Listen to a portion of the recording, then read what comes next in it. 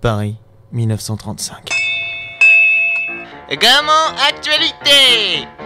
Dans notre belle capitale, le très vénérable professeur anglais de la St. James High School, le professeur Artemuski, a rendu visite au conservateur du Louvre, le professeur Hervé Nividivici.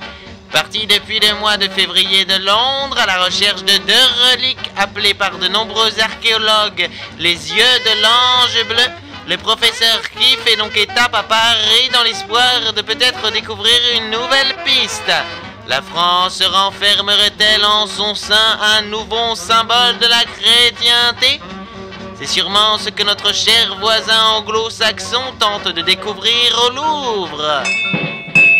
Et pour vous, mesdames, la cire épile.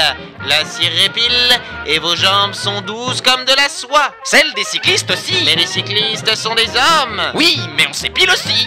La cire épile pour vous, mesdames, et pour vous, cyclistes. Par Saint-Georges, c'est intolérable! Qu'y a-t-il, professeur? Vous êtes belle, Laura, quand vous sortez de la douche. Uniquement quand je sors? Non, bien entendu, mais vos cheveux mouillés me rappellent vaguement un teckel dont j'étais follement épris fut une époque. Regardez en première page de Paris Matin, cet article-là! Mais... il parle de vous? De nous! Ils parlent de nous! Ils savent que nous sommes partis à la recherche des yeux de l'ange bleu! Le monde entier le sait maintenant! Ils parlent de moi aussi? Et qu'est-ce qu'ils disent à mon sujet? Si je pouvais mettre la main sur ce journaliste qui a écrit cet article! Non, calmez-vous, professeur, vous retroussez déjà les babines, c'est jamais bon signe, ça. Vous ne comprenez donc rien! Partout dans le monde, tous les archéologues vont suivre nos traces et essayer de trouver les pierres avant nous. À partir d'un moment où une fouille ou bien une recherche sont médiatisées, ce ne sont pas que des archéologues en plus qui se mettent en piste, mais les pilleurs de tombes, les aventuriers de tout poil. Les aventuriers d'où? Buxley a raison, professeur. Là, vous devriez vous calmer. Et puis, on a rendez-vous au Louvre avec le professeur Nividivici, vous vous rappelez? Oui, bon. Vous êtes lavé, Laura? Très bien. La salle de bain est donc libre, je vais pouvoir y aller. Faites attention, parce que Buxley a pris toute l'eau chaude, vu qu'il s'est lavé le premier comme un voleur. Et je dormais sur le canapé, mademoiselle. Normal que j'ai été réveillé le premier. J'ai droit à un peu de confort tout de même. Confort. Un mot si doux dont le sens laisse rêveur, mais qui ne s'appliquait en aucun cas à la chaise sur laquelle j'étais assis. Au Louvre, même les chaises ressemblaient à des antiquités. Elle paraissait aussi vieille que le livre ouvert devant moi. Encore une fois, le professeur Qui, aidé du professeur Nividivici, Laura et moi-même, nous transformions en rat de bibliothèque. Ce livre, rédigé par Ramulus, consul romain de la région de Pénéloponèse, il parle des pierres, je crois. Faites voir, Hervé, mon bon. Hervé Nividivici, Artemus. Vous ne vous souvenez déjà plus de mon nom? Si. Mais non, il n'était pas consul du Pénéloponèse.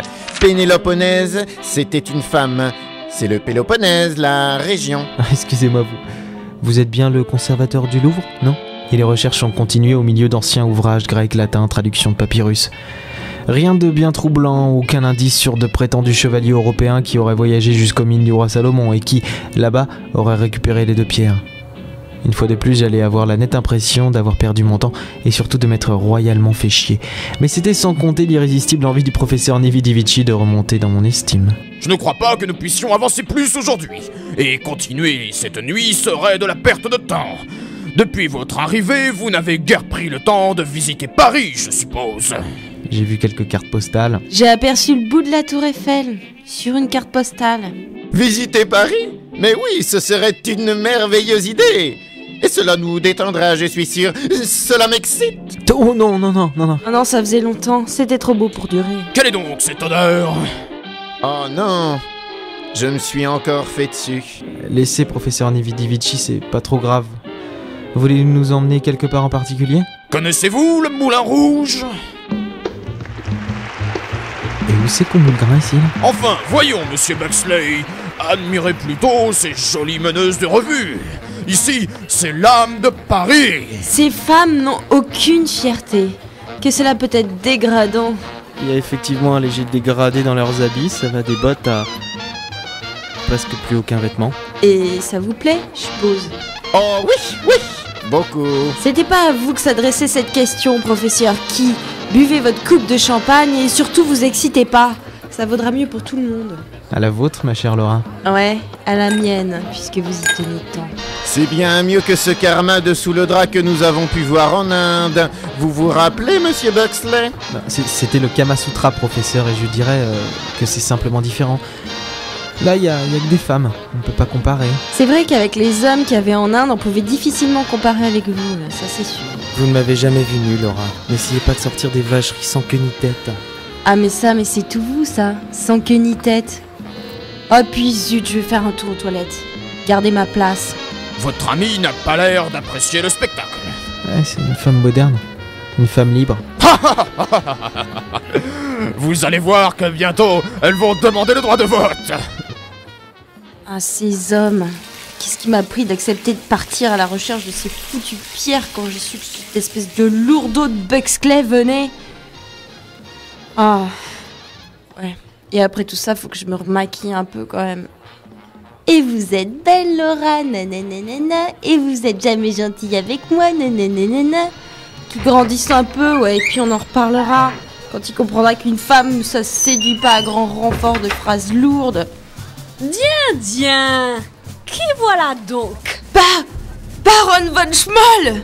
Elle-même, très chère. La baronne Morietta von Schmoll, pour vous asservir.